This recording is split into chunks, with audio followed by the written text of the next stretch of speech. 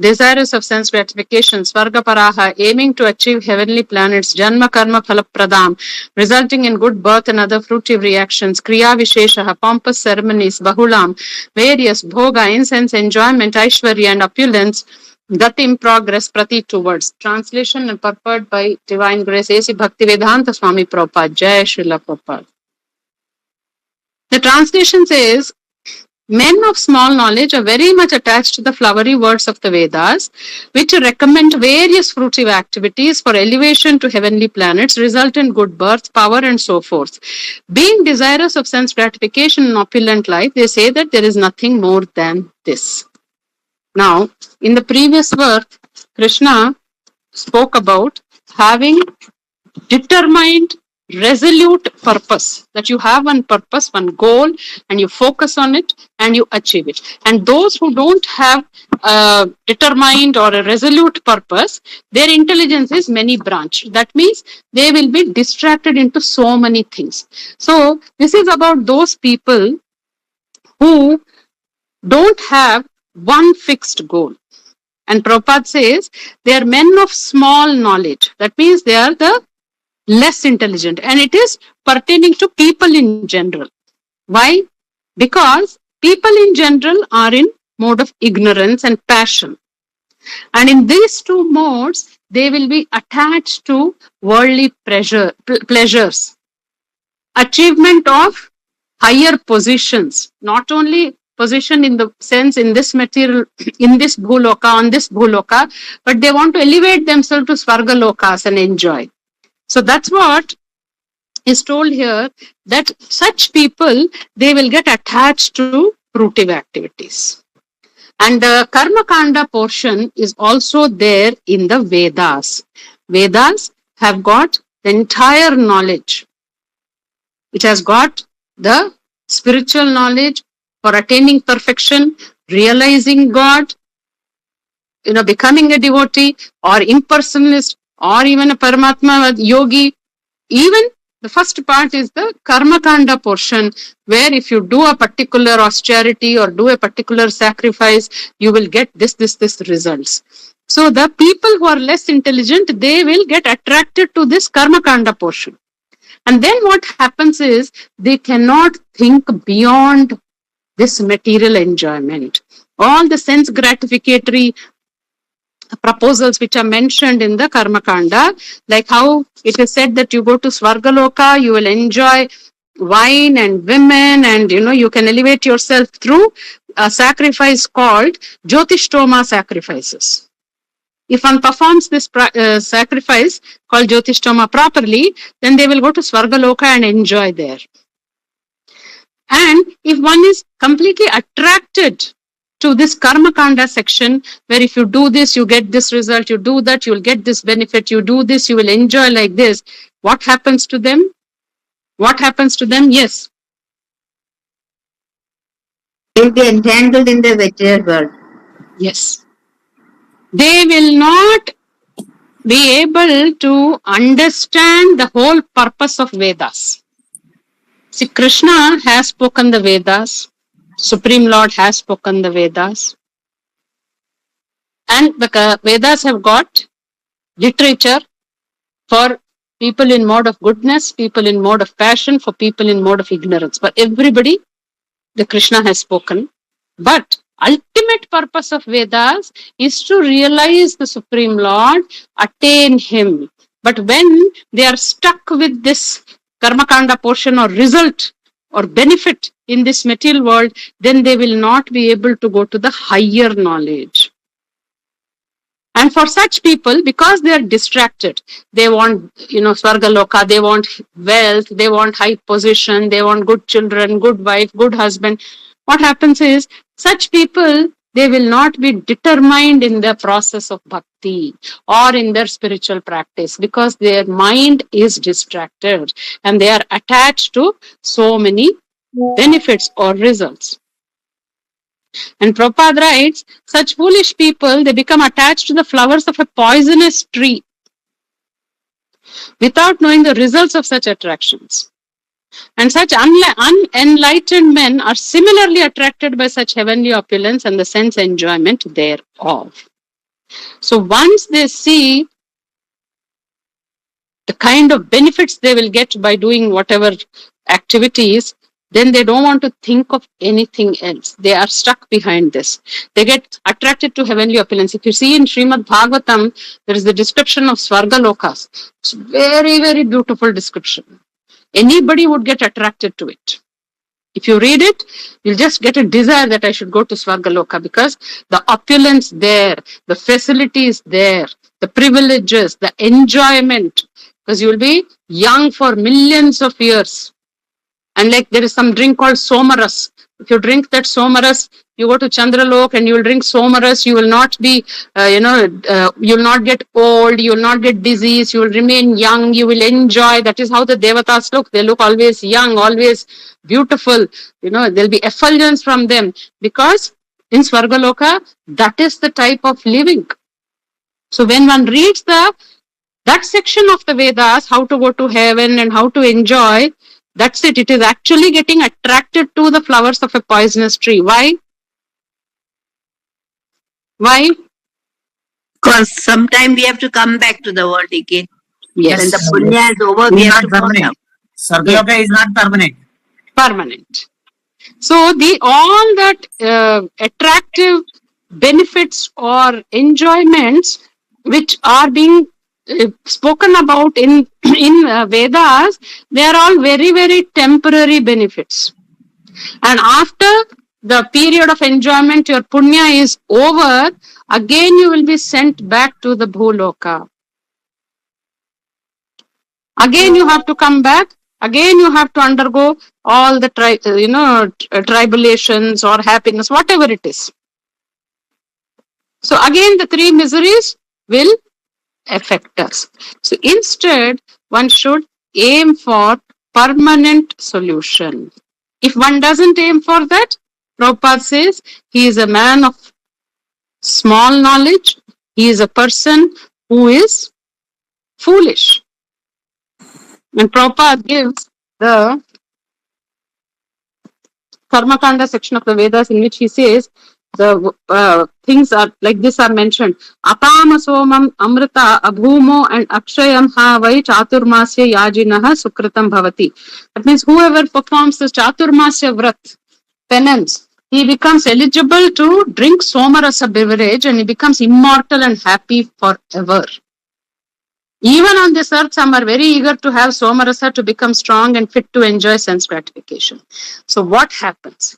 What happens when such people are stuck there? We know. Temporary results, entanglement, coming down to the material world, again undergoing sufferings and miseries. So what happens is, first is, such people will never ever get to know the entire purpose of Vedas or the whole purpose of Vedas. They will not believe or have firm faith in the concept of liberation. They think there is nothing called liberation, or we don't believe whether we will get liberated. Instead, we will strive to go to higher lokas and enjoy.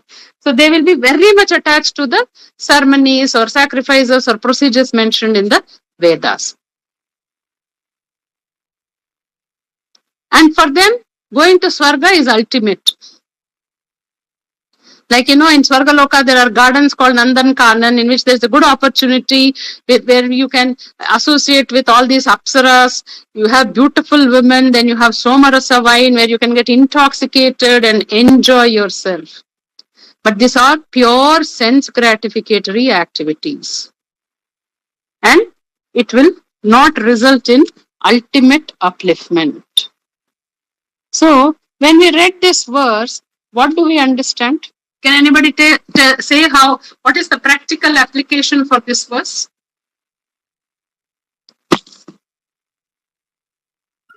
Don't go for temporary benefits. Try to seek a permanent. Okay. Try to seek the permanent result. Yeah, then anybody else? Our constant aim should be to attain liberation or moksha. Yes. And we should not be waylaid by the small pleasures or Yes. Yeah. To be out of the material entanglement. Yes, we should strive and aim for getting out of material entanglement, and for that we should be determined in that purpose. We should not be attracted by the flowery language of Vedas. That is Regarding- the So here, point mentioned is that we have to look beyond this flowery language and focus on the substance. That means if you have to explain with a material example or whatever day to day we see and we face, there are these beautiful advertisements in TV regarding products, regarding places. You have holiday places, you have for each and every item, or for apparels, or even advertisement for yoga classes, for even spiritual classes. You have advertisement for everything now. And the way they present, the visual presentation, the way they create the websites and the words they write, they will attract us. Nothing wrong. Initially, they will attract. But we are supposed to look beyond the words and promises and the colorful presentation, and then we have to focus on the substance. See, there is a very good advertisement about a product, but if you bring that product home, you may not be very much satisfied with it. So the substance is most important. So Krishna is warning Arjun, and through Arjun, everybody, Pushpitam Vacham, don't be misled by attractive words of the Vedas, that you will get this result, that result, but they are all very, very short-term rewards. And in the process, once you get attracted here, you will ignore all the long-term growth and truth. So same thing, like what we were discussing. Every time we have to stop, wait, find out whether it is a hype, what is the reality in it. We have to look past the shiny, attractive things and then find a real substance. Same way, in our Shastra, attaining our original position as servitors of the Lord, attaining the Lord is the ultimate long-term goal, which is our eternal goal, which is our eternal destination, which is our eternal existence. Like servitors of the Lord is our eternal position. So we have to aim to go there. And instead of falling trapped to this Vedic language, which says, you do this, you get this, you do this, you get that, such people will only speak of such things. People who are attracted to this, they will speak only about these things. Various results, what you will get for enjoyment and power, and what will give us good karma in the next birth, and only such things. But one should be very careful about falling into the trap. So then, how do we escape this trap? How do we escape this trap? By constantly thinking about Krishna and chanting. Devotion. Krishna consciousness. Okay. By devotion and Yeah. Mataji, that is basically ultimate goal. Ultimate goal is becoming Krishna conscious. Doing, sadhana is fine. So, whenever there are these external temptations, one has to reinforce and reinstate our goal and purpose in mind, that I have to attain the Supreme Lord, I have to engage in His service. And then you have to focus not on the external, but on the internal progress. Internal progress means you have to evaluate how your conscious is getting transformed. You are the best judge, and with you, Paramatma is in the heart. He knows what is your conscious level or what is your desire. See, we can hide from everybody else. Even sometimes we may not know there are the secret small seeds of desire in us, but only Krishna knows. Krishna knows. So one has to progress and focus in the internal, whatever is happening within. Because spirituality is about looking inwards and transforming ourselves. So we have to move beyond all this material benefits, transactions, you do this, you get this, you maintain with this person, you'll get this reward tendency, to get some benefit and reward. And actually, we have to establish a deep connection with the Supreme Lord. And that connection, we have to go on nourishing it. When we establish, we revive our lost connection with the Lord, we have to continuously nourish it. So in the material world also, Gita gives explanations from material point of view also, and ultimately it is for spiritual progress and spiritual perfection. But in our material world also, we can apply it in our day-to-day lives, where, like just now I said about advertisement, same is with people. We should not, there is this very concept nowadays, it was there from before, that you have to have good career networking, you should have friendships, and sometimes we all know and we all have done it also. So we maintain certain relationships for some benefit or some reward. And there are some people who only maintain such relationships. They are called transactional relationships, where they know that they will get a benefit. But no, one has to build connections not on what am I going to get. Then on what basis should we build our relationships? How we can help others. Connection between two souls. Okay, that is ultimate, Mataji. Satsangam. No, that's fine, Mataji. I'm not taking this from spiritual point of view. From material point of view, how do we develop relationships? We should try to help everybody, Mataji. Okay. And how do we build deep connections? You have all had experiences. Without expectation. Yeah. Sutta Saddaguna. Saddaguna. Not with expectation. Mutual understanding, madam. To do things without expectation.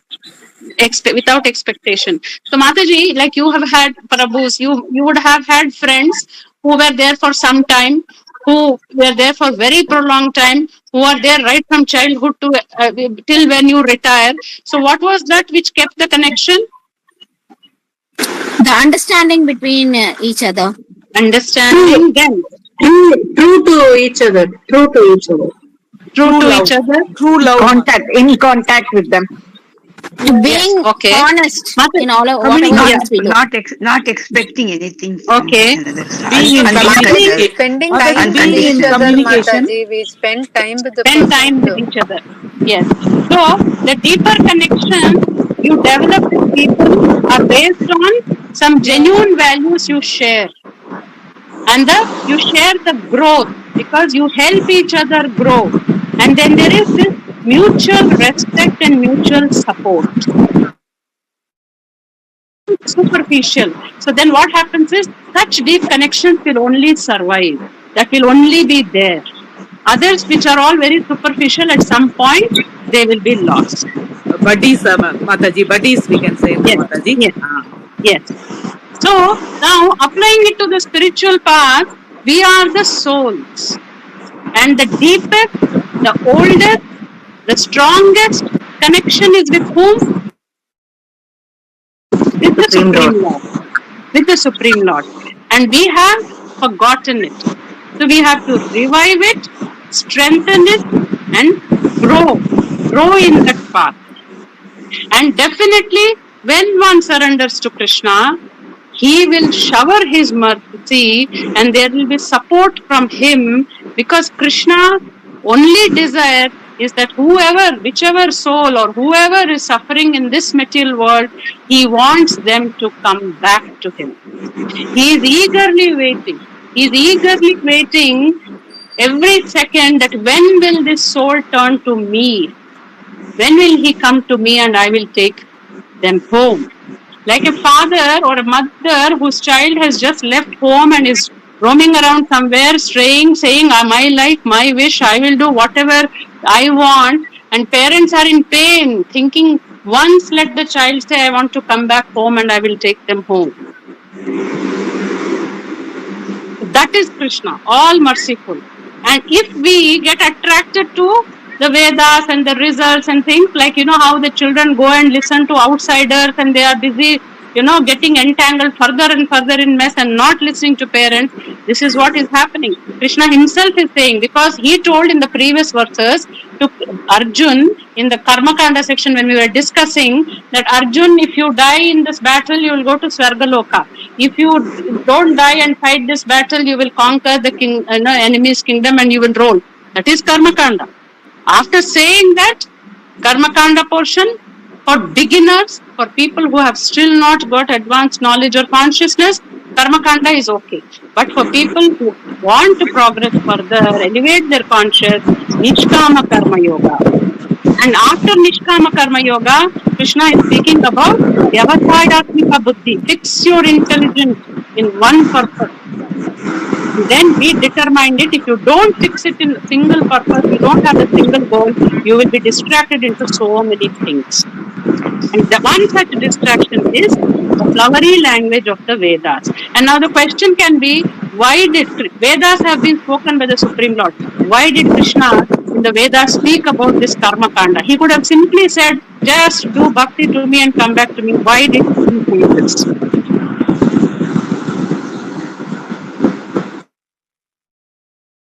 Why this section is there? When you know these things, then only we can come out of this. Yes. Then, see, not everybody is in that consciousness to understand pure devotion and become the servitor of the Lord. There are people still who are attached to material results.